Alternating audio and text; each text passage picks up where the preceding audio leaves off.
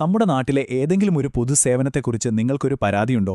നമ്മുടെ ശബ്ദം അധികാരികളുടെ ചെവിയിലെത്തിക്കാൻ ചിലപ്പോഴൊക്കെ ഒരുപാട് ബുദ്ധിമുട്ട് തോന്നിയിട്ടില്ലേ? അപ്പോൾ പേടിക്കേണ്ട, അതിനൊരു വഴിയുണ്ട്. കേരള മുഖ്യമന്ത്രിയുടെ പരാതി പരിഹാര സെൽ എങ്ങനെ ശരിയായ രീതിയിൽ ഉപയോഗിക്കാമെന്ന് നമുക്കൊന്ന് ലളിതമായിട്ട് നോക്കാം. നമ്മൾ എന്തെങ്കിലും ആവശ്യത്തിന് ഒരു സർക്കാർ ഓഫീസിൽ കയറിയിറങ്ങുമ്പോൾ ആരും നമ്മളെ ശ്രദ്ധിക്കുന്നില്ല, നമ്മുടെ പ്രശ്നങ്ങൾ കേൾക്കുന്നില്ല എന്നൊക്കെ തോന്നിയിട്ടുണ്ടോ? ആ ഒരു നിരാശയുണ്ടല്ലോ, അത് മാറ്റാൻ ശരിക്കും ഒരു വഴിയുണ്ട്. ആ വഴിയാണ് CMPGRC, അതായത് മുഖ്യമന്ത്രിയുടെ പൊതുജന പരാതി പരിഹാര സെൽ. നമ്മുടെ പ്രശ്നങ്ങൾ നേരിട്ട് അധികാരികളെ അറിയിക്കാൻ ഒരു പൗരന്റെ കയ്യിലുള്ള വളരെ ശക്തമായ ഒരു ടൂളാണിത്. ഓക്കെ, അപ്പോൾ അടുത്ത ചോദ്യം വരും. എന്തൊക്കെ തരം പരാതികളാണ് നമുക്ക് ഈ ഒരു സംവിധാനം വഴി കൊടുക്കാൻ പറ്റുക, അല്ലേ? നമുക്ക് നോക്കാം. അതായത് പോലീസ് സ്റ്റേഷനിൽ നിന്നുള്ള ഒരു മോശം അനുഭവമോ, നമ്മുടെ നാട്ടിലെ റോഡിന്റെ ശോചനീയ അവസ്ഥയോ, അല്ലെങ്കിൽ സർക്കാർ പദ്ധതികളിൽ എന്തെങ്കിലും വീഴ്ചകൾ ശ്രദ്ധയിൽപ്പെട്ടാലോ, എന്തിന് ഏതെങ്കിലും ഉദ്യോഗസ്ഥർ അഴിമതി കാണിക്കുന്നു എന്ന് തോന്നിയാൽ പോലും നമുക്ക് പരാതിപ്പെടാം. നമ്മുടെ നാട്ടിൽ ഒരു പുതിയ സ്കൂൾ വേണം എന്നൊരാവശ്യം ഉന്നയിക്കാൻ വരെ ഈ സംവിധാനം ഉപയോഗിക്കാം. ശരി, എന്തൊക്കെ കാര്യങ്ങൾക്ക് പരാതിപ്പെടാം എന്ന് നമ്മൾ കണ്ടു. ഇനി ഏറ്റവും പ്രധാനപ്പെട്ട കാര്യം, ഇതെങ്ങനെ ചെയ്യും, പരാതി എങ്ങനെ ഫയൽ ചെയ്യാം എന്ന് നോക്കാം. ഓൺലൈൻ എന്നൊക്കെ കേൾക്കുമ്പോൾ ചിലർക്കൊരു പേടി തോന്നും. പക്ഷെ ഒരു കാര്യവുമില്ല. ഇതിന്റെ നടപടിക്രമങ്ങൾ വളരെ സിമ്പിളാണ്. ആർക്കും വളരെ എളുപ്പത്തിൽ ചെയ്യാൻ പറ്റുന്ന രീതിയിലാണ് ഇത് ഡിസൈൻ ചെയ്തിരിക്കുന്നത്. ആദ്യം തന്നെ നമ്മൾ ചെയ്യേണ്ടത് complaints.cmo.kerala.gov.in എന്ന വെബ്സൈറ്റിലേക്ക് പോകുക. നിങ്ങൾ ആദ്യമായിട്ടാണ് ഇത് ഉപയോഗിക്കുന്നതെങ്കിൽ ഒരു പുതിയ അക്കൗണ്ട് ഉണ്ടാക്കണം. അത് കഴിഞ്ഞാൽ ലോഗിൻ ചെയ്യുക.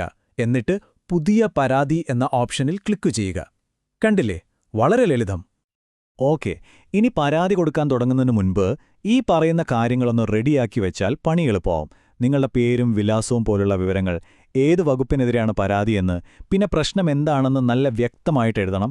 വല്ല തെളിവുകളും കയ്യിലുണ്ടെങ്കിൽ അത് 5 MB കൂടാത്തൊരു PDF ഫയലായിട്ട് അപ്ലോഡ് ചെയ്യാനും പറ്റും. ശരി, ഇനി പറയുന്നതാണ് ഏറ്റവും പ്രധാനപ്പെട്ട കാര്യം. ശ്രദ്ധിച്ചു കേൾക്കണം.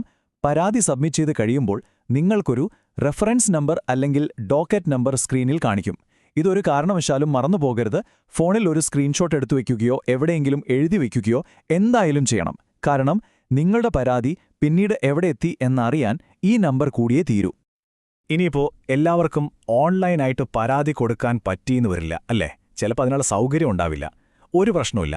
അങ്ങനെയുള്ളവർക്ക് വേറെയും വഴികളുണ്ട്. നിങ്ങൾക്ക് 1076 എന്ന ടോൾ ഫ്രീ നമ്പറിലേക്ക് നേരിട്ട് വിളിക്കാം. അതല്ലെങ്കിൽ cmstraightforward@gmail.com എന്ന ഇമെയിൽ വിലാസത്തിലേക്ക് നിങ്ങളുടെ പരാതി വിശദമായി ടൈപ്പ് ചെയ്ത് അയക്കാം. ഇനി അതുമല്ലെങ്കിൽ പഴയ രീതിയിൽ, അതായത് സാധാരണ തപാൽ വഴിയും പരാതികൾ CMO ഗ്രീവൻസ് സെല്ലിലേക്ക് അയക്കാവുന്നതാണ്. ഓക്കെ, പരാതിയൊക്കെ കൊടുത്തു. ഇനിയിപ്പോ അതെവിടെ എത്തിയെന്നറിയണ്ടേ? വെറുതെ കാത്തിരുന്നാ മതിയോ? പോരാ, നമ്മുടെ പരാതിയുടെ പുരോഗതി എങ്ങനെ ട്രാക്ക് ചെയ്യാമെന്ന് നോക്കാം. അപ്പോൾ ഓർമ്മയില്ലേ നമ്മൾ നേരത്തെ സൂക്ഷിച്ചു വെക്കാൻ പറഞ്ഞ ആ റഫറൻസ് നമ്പർ? ആ നമ്പർ വെച്ചിട്ടാണ് ഇനി കളി.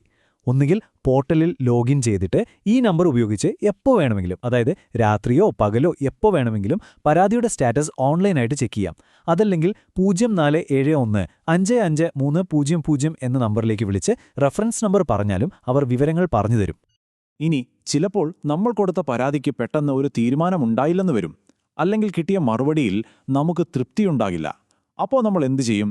എല്ലാം നിർത്തിപ്പോകണോ? വേണ്ട, അതിനും വഴിയുണ്ട്. ആദ്യത്തെ ഘട്ടത്തിൽ പരിഹാരം കിട്ടിയില്ല എന്നത് ഒരു പരാജയമായിട്ട് കാണരുത്. അത് നമ്മുടെ അവകാശം നേടിയെടുക്കാനുള്ള അടുത്ത പടിയായിട്ട് വേണം കാണാൻ.